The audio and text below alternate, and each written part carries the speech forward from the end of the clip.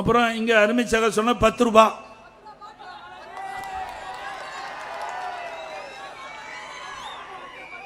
ரூபாய்னா உங்களுக்கு தெரியும், பல கூட்டத்திலையும் பேசணும். இந்த 10 ரூபான்னு பாட்டு பாடும்போது என்ன நடந்ததுன்னு உங்களுக்கு தெரியும்.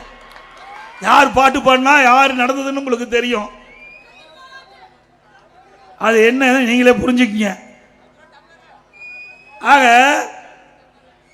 திராவிட முன்னேற்ற கழகம் ஆட்சி வந்ததுக்கு பிறகு தமிழகத்தில் டாஸ்மாக் கடை சுமார் 6000 கடைகள் இருக்கின்றன.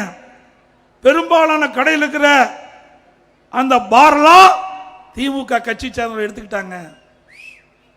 அந்த பார்ல இன்றைக்கு முறைகேடாக மதுபானங்கள் விற்கப்பட்டது. அது ஒரு புறம். அந்தந்த டாஸ்மாக் கடையில் அந்த டாஸ்மாக் கடைக்கு சென்று யாராவது அந்த கடையில் மது பாட்டில் வாங்கினா 10 ரூபா அதிகமாக கொடுத்தா தான் அந்த பாட்டில் கொடுப்பாங்க. ஒரு நாளைக்கு 1.5 கோடி பாட்டில் விற்குது. ஒரு பாட்டிலுக்கு 10 ரூபாய்னா ஒரு நாளைக்கு 15 கோடி வருது. ஒரு நாளைக்கு 15 கோடி டாஸ்மாக் கடையிலிருந்து வருது.